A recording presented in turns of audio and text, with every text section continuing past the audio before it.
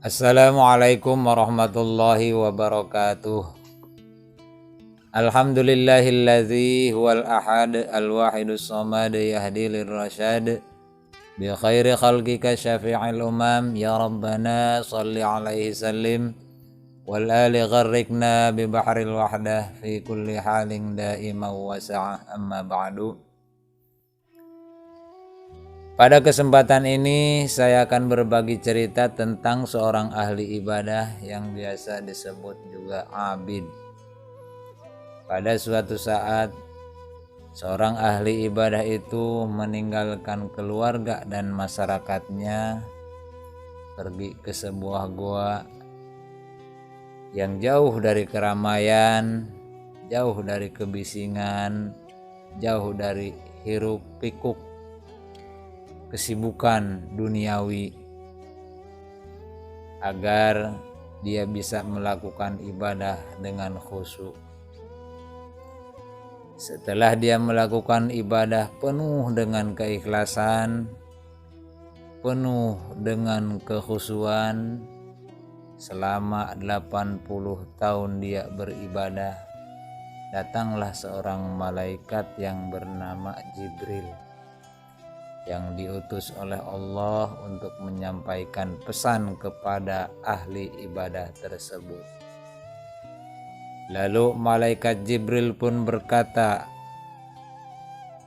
"Wahai abid, wahai hamba yang gemar beribadah, ibadah yang telah engkau lakukan selama 80 tahun tidak diterima oleh Allah Subhanahu wa ta'ala, dan kamu berhak dimasukkan oleh Allah ke dalam nerakanya." Dan ahli ibadah itu pun menjawab, "Wahai Jibril, jikalau itu keputusan Allah, saya ikhlas, saya rela, saya ridho menerima keputusan Allah. Namun saya memohon satu permintaan kepada Allah.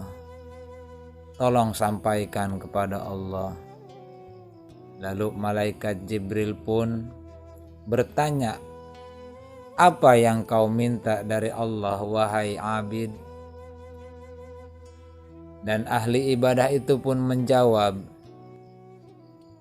"Wahai Jibril, tolong sampaikan kepada Allah, kelak ketika saya dimasukkan ke dalam nerakanya Allah, saya mohon ditempatkan di pintu neraka, agar keluarga dan masyarakat saya tidak dimasukkan ke dalam neraka karena terhalang oleh tubuh saya."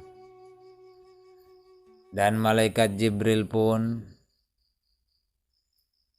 seketika menyampaikan pesan permohonan ahli ibadah itu kepada Allah, dan Allah pun menurunkan rahmatnya kepada si ahli ibadah tersebut, sehingga berubahlah keputusan Allah, dan akhirnya si abid itu pun berhak dimasukkan ke surganya Allah Subhanahu wa ta'ala. Nah teman-teman, dari cerita di atas kesimpulannya adalah ketika kita sudah gemar melakukan ibadah mahdhah, belajar memperbanyak ibadah mahdhah, jangan sampai hati kita terlena sehingga kita beranggapan bahwa diri kita ini sudah banyak ibadahnya, diri kita sudah benar. Jangan sampai kita beranggapan demikian. Karena apa teman-teman? Karena ibadah mahdhah yang kita lakukan, entah itu zakat, entah itu puasa, entah itu haji, itu adalah bentuk pengabdian kita kepada Allah Subhanahu wa ta'ala. Ibadah mahdhah yang kita lakukan, ingat satu kali lagi bahwa itu adalah bentuk penghambaan dan pengabdian kita kepada Allah. Kita sebagai hamba yang taat sudah sepatutnya menjalankan perintah Allah yang sudah tertera dalam Al-Quran. Allah memerintahkan kepada kita sesuai dengan firman-Nya, wa ma khalaqatul jinna wal insa illa liya'budun.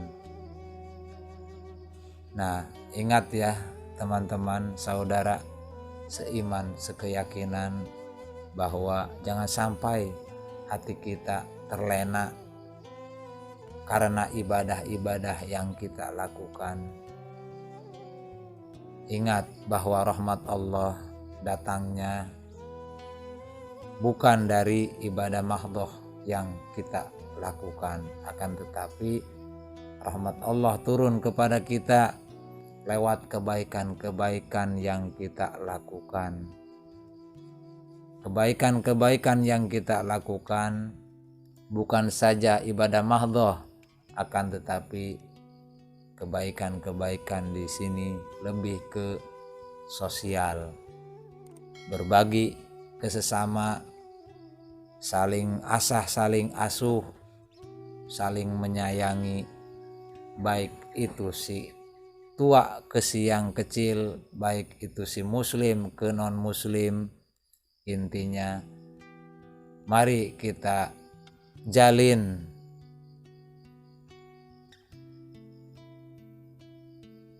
mari kita tebar kasih sayang sekalipun kepada yang berbeda keyakinan dengan kita.